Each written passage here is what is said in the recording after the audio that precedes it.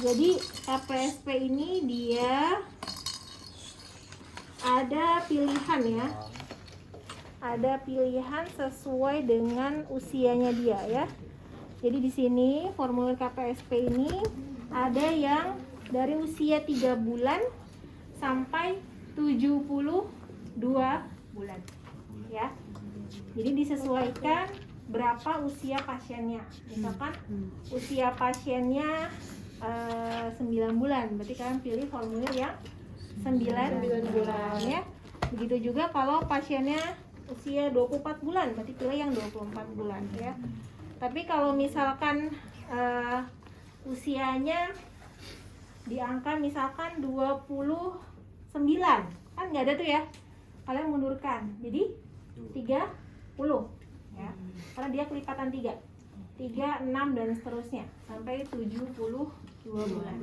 Kalau misalkan dia 19, berarti pilih yang 18 bulan ya. Kalau dia yang 20, kalau usia 20 bulan pilih yang 21. Itu ya. Jadi yang mendekati dari kalau 19 berarti 18. Iya. Yang mendekati dari usia KPSP ya. Jadi KPSP itu ada kuesioner pra-screening perkembangan. Sebenarnya tools untuk penilaian perkembangan tuh banyak. Salah satunya KPSP, ada lagi namanya Denver 2. Itu lebih mudah lagi.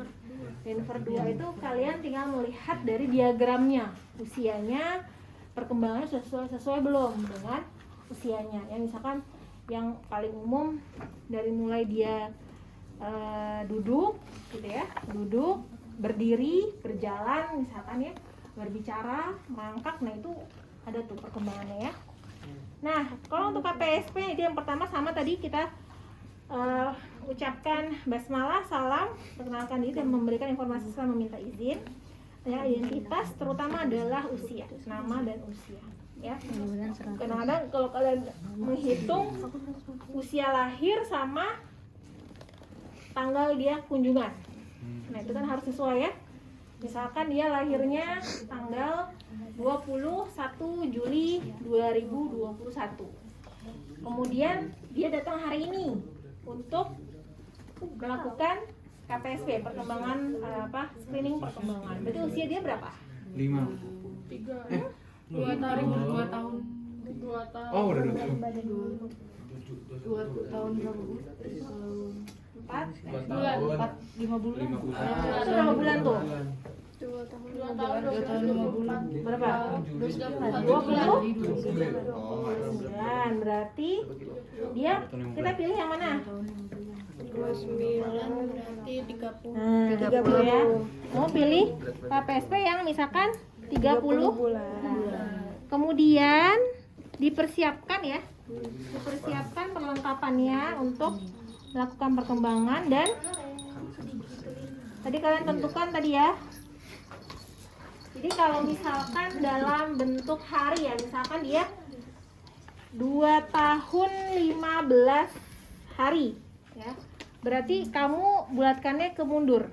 2 tahun berarti 20. Tapi kalau 2 tahun 17 hari tambah sebulan, jadi 2 tahun 1 bulan.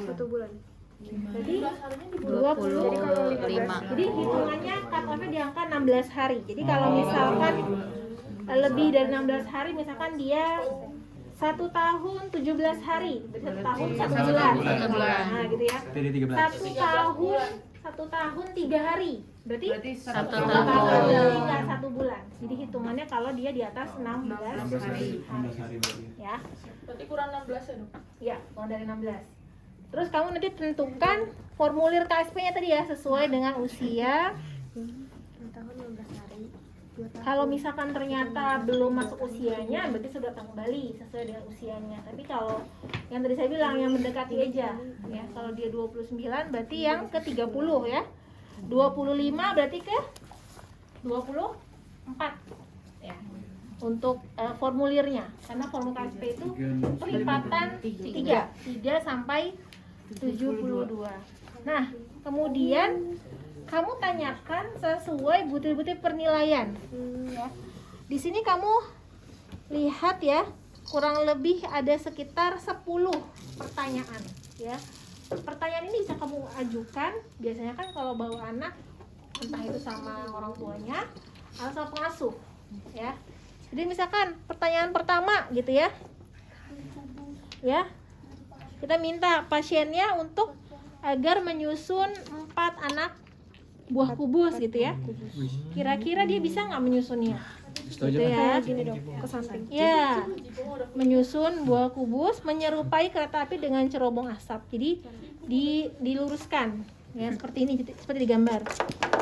Ya atau tidak? Jawaban ini untuk menilai gerak halus. Kemudian buat garis lurus sepanjang kurang lebih 2,5 cm. Minta anak untuk menggambar garis lain di samping kirinya. Ya, seperti ini ya. Ini garis.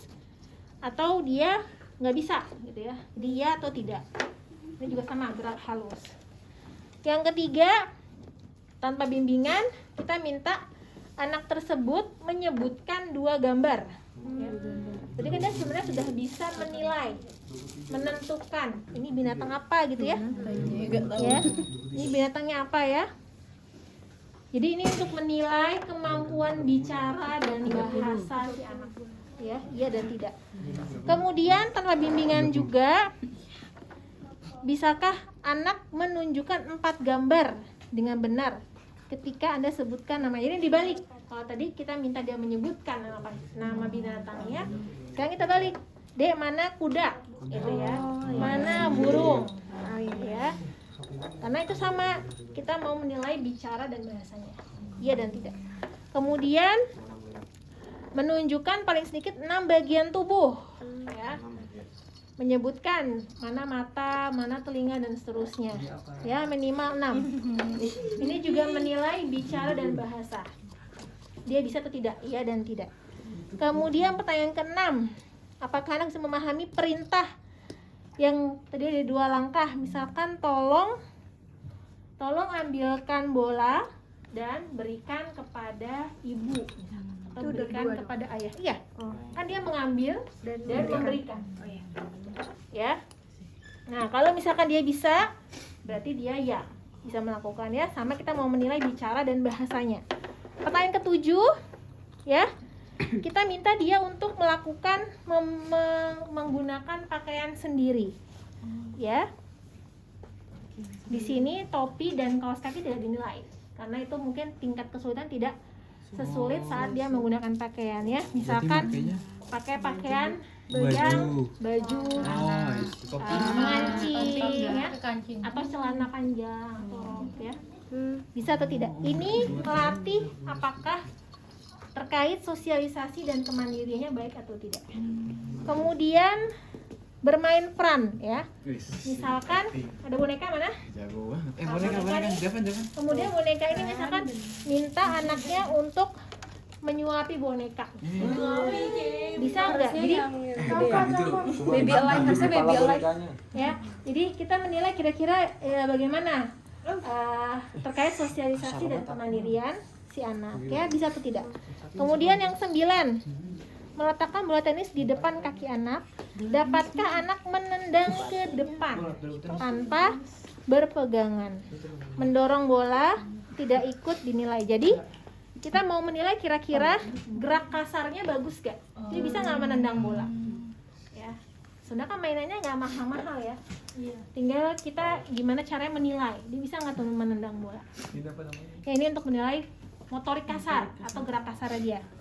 Terus yang terakhir kita minta anak untuk melompat atau mengangkat kedua kaki pada saat yang bersamaan. 1, 2, 3. Ya, dia lompat. Bisa atau tidak? Ini kita nggak praktekkan tuh kayak ayo lompat Oh, enggak. gitu. Perintah dong. Perintah. Kan di sini kan tanpa ini ya, tanpa memberikan bimbingan, pastinya untuk pembantuan. Kalau yang pakai baju itu kalau nggak bisa bedakan kanan kiri atau kebalik itu termasuk iya. Berarti kalau dia nggak bisa, berarti nggak bisa. Pakai baju dengan benar. Iya. Kanan kiri bisa. Ya, iya atau tidak? Nah, setelah kalian memberikan pertanyaan atau memberikan instruksi 10 item ya, jawabannya sudah kalian tentukan iya dan tidak, baru kalian nilai. Kalau jawabannya adalah nilainya 9 atau 10, berarti dia sesuai perkembangannya baik. Ya. Kalau 7 sampai 8 dia Moderate. meragukan. Oh, Tapi kalau di bawah 7 dia terjadi penyimpangan. Nah, ya. Kalau yang poin tadi ya, saya ulangin ya. Kalau misalkan tadi 9 10 baik, 7 8 dia meragukan ya. Kemudian tadi di bawah 7 berarti 6 ya. 6 ke bawah terjadi penyimpangan. Nah, itu harus kita lakukan evaluasi kembali di kedatangan selanjutnya ya. Karena biasanya nanti kalau misalkan dia tahap meragukan, biasanya kita edukasi untuk si anak dilakukan evaluasi dulu. Tapi kalau udah dalam tahap penyimpangan, misalkan tadi kan di bawah 6 ya, di bawah 6 berarti dia ada kemungkinan gangguan dari bicaranya, dari motoriknya mungkin ya. Nah, itu mungkin nanti bisa kita edukasi untuk dikonsultasikan ke bagian tumbuh kembang ya, untuk dilakukan fisioterapi lebih lanjut ya. Tapi dengan tetap kalian menyampaikan kalau misalkan kamu lihat gangguannya banyak di bicara misalkan ya, berarti kamu sampaikan untuk sering diajak untuk komunikasi, misalkan menceritakan buku ya, berbicara dengan baik dan benar, jangan bilang maem, jangan makan, ya. Minum jangan makan, baku, pakai bahasa baku. Terus sering bercerita, entah itu membaca buku atau kita ngajakin dia ngobrol, bercerita, berimajinasi ya. Atau misalkan kalau dia gangguannya di gerak motorik ya misalkan, berarti misalkan kalian berikan edukasi untuk lebih sering diajak untuk bermain di outdoor misalkan atau di indoor. Tapi tentunya harus ada pengawasan ya, misalkan ngajak main bola gitu ya, ngajak main bola atau ngajak ke permainan-permainan yang menguji ketangkasan ya, outdoor atau indoor ya, seperti itu ya. Jelas ya untuk KPSP? Yang ini dong, yang menunjukkan ini itu emang dari ada alatnya atau dari buku ini? Dari buku ini aja. Oh ini, jadi buku ini yang ditunjukin? Iya. Jadi kamu kan kalau dia tahu kan bahwa ini adalah burung, gitu kan? Ini adalah kuda. Ini adalah orang, gitu kan? Ini apa nih? Kucing ya. Berarti langsung dari buku ini ini. ya nanti kita. Ya, ini untuk KPSP. Dan di akhir tadi ya dijelaskan hasil akhirnya kepada pasien, kira-kira hasilnya seperti apa dan edukasi apa yang diberikan. Kan kamu akan kelihatan tuh di poin apa yang tidak. Misalkan dia tidaknya banyak di poin bicara misalkan. Yang ini iya ya. Ini kan ada 4 poin sendiri nih. Bicara bahasa ya. Misalkan dia bagusnya di sini, tapi di bicara dia tidak bisa semua. Berarti kemungkinan dia ada gangguan bicara dan bahasa. Seperti itu, mungkin ada speech delay mungkin ya. Jadi harus diedukasi di poin itu. Ya. Tapi sebenarnya screening ya, saya tadi screening itu perkembangan banyak pilihannya. Cuma untuk di vaskes primer ini yang dipakai KPSP, sama beberapa ada yang menggunakan Denver. Ya. Kamu kalau searching Denver 2, dia bentuknya diagram ya. Terus kamu bisa menilai itu di situ. Lebih mudah sebenarnya di situ ya. Usia 6 bulan misalkan sudah harus duduk, misalkan gitu ya. Usia setahun sudah harus berdiri misalkan, atau berjalan. Sudah ada pilihannya. Tapi umumnya dengan menggunakan KPSP. Memang harus punya ininya ya. Buku ininya. Satu buku ini. Karena kita nggak tahu pasien anaknya usia berapa yang datang ya. Kalau dia usianya 24, dan kamu yang 24. Berarti untuk tata laksananya itu gimana ya kalau yang Tata laksana. Kalau tata laksana, kalau ini kita lebihnya sifatnya edukasi. Ya. Karena biasa